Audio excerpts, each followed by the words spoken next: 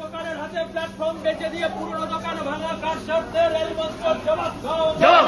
জবাব দাও।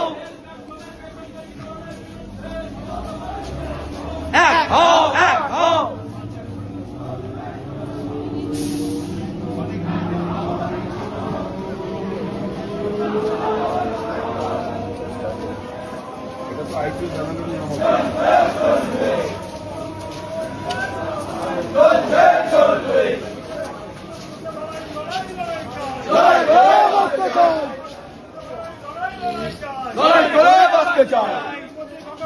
লড়াই লড়াই লড়াই চাই। জিন্দাবাদ জিন্দাবাদ।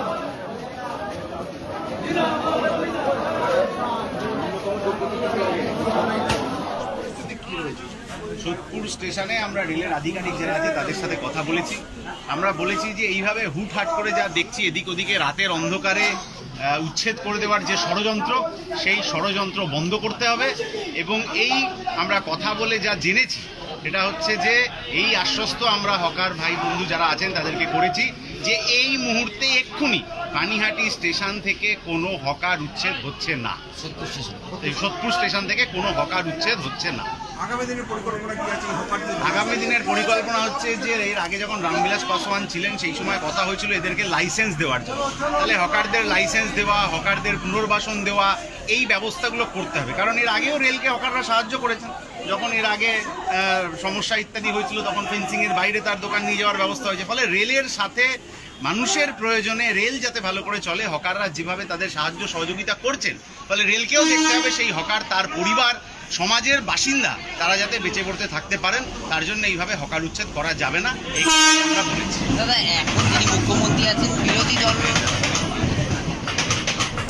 কালীন বলেছিলেন যে কোনো জায়গায় যদি হকার উচ্ছেদ হয় আমি সবার আগে পৌঁছাবো। আমি এখন যিনি বিরোধী দলনেতার থেকে মুখ্যমন্ত্রী হয়েছেন তিনি তো এর আগে বলেছিলেন খবর পেলে যাবেন, বুলডোজারও আটকে দেবেন নাকি। কিন্তু এখন তো তার সরকারই বুলডোজার চালাচ্ছে। ফলে আগে যা যা বলেছিলেন এই নেতারা এসব কিছু মনে টনে তো রাখেন না, কিন্তু আমরা মনে রাখি। আমরা আগেও বলেছিলাম যে পুনর্বাসন ছাড়া হকার উচ্ছেদ করা যাবে না, আমরা এখনও তাই বলছি, ভবিষ্যতেও তাই বলবো। আগেও বলেছিলাম যে লাইসেন্স দিতে হবে সবাইকে, এখনও তাই বলছি, ভবিষ্যতেও তাই বলবো। গরিব মানুষের পেটে লাথি মেরে কোনো সরকার চলতে পারে না। বালিগঞ্জ হোক, সেটা পানিহাটি হোক, দমদম হোক, ব্যারাকপুর হোক, কাঁচরাপাড়া হোক, যে কোনো স্টেশনে গরিবের পেটে লাথি মারার যে কোনো চক্রান্তের বিরুদ্ধে সিআইটিইউ সাধারণ মানুষকে পাশে নিয়ে তার প্রতিবাদ করবে। গরিব মানুষের পেটে লাথি মেরে কোনো সরকার চলতে পারে না। আপনার কি শেষে কি রেলমন্ত্রীর দ্বারস্থ হবেন? সাথে আমরা ইতিমধ্যে দেখা করেছি। আরো হায়ার অথরিটি যা আছে রেলমন্ত্রী আমরা যাব। কারণ যে হাজার হাজার গরিব মানুষকে উচ্ছেদ করে দেওয়া হয়েছে, সেই গরিব মানুষ, সেই মধ্যবিত্ত মানুষ যদি সমাজে না থাকেন তাহলে সমাজ চলবে না। তাহলে এই গরিব মানুষের পেটে লাথি মেরে কোনো সরকার চলবে না, এই কথা আমরা বলেছি। এবং এদের পুনর্বাসন দেওয়া, এদেরকে লাইসেন্স দেওয়া, এদেরকে সমাজে একটা সম্মানের জায়গায় প্রতিষ্ঠা করা, এই লড়াইটা আমাদের চলবে। আমরা অনেক ক্ষেত্রে দেখেছি রেল পুলিশকে পাওয়া যায় না, জিআরপিকে পাওয়া যায় না, সেইখানে দাঁড়িয়ে এই রেল হকার যারা তারা অনেক ক্ষেত্রে এসে সেই যাত্রীদেরকে সাহায্য করে, সবসময় যাত্রীদেরকে সাহায্য করে। যাত্রীরা এবং হকারদের মধ্যে কোনো আলাদা ব্যাপার নেই।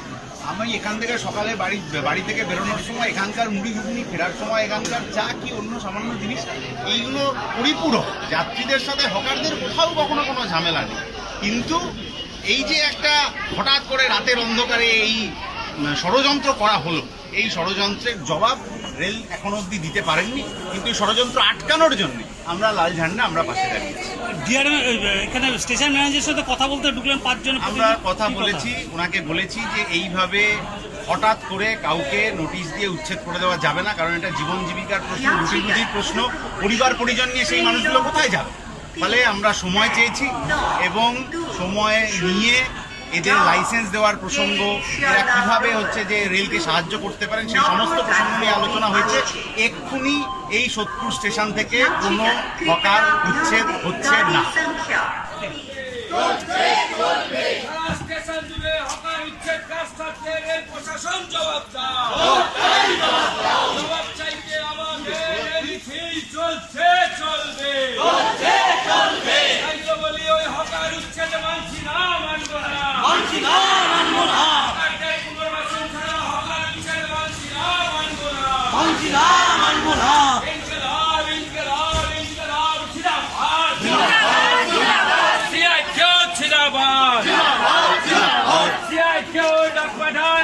গেলেই লড়তে হবে।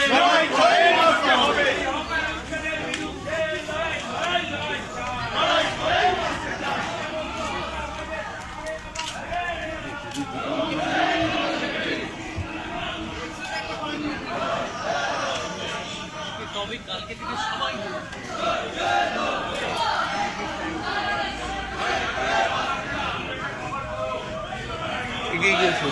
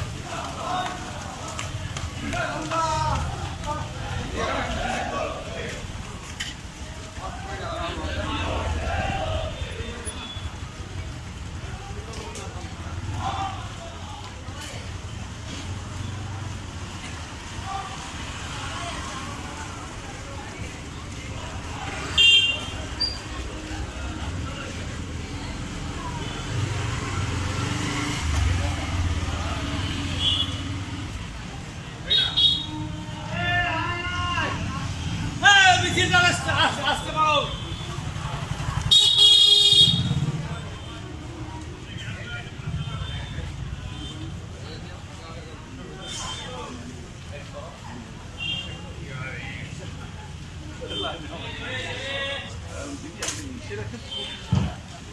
জায়গা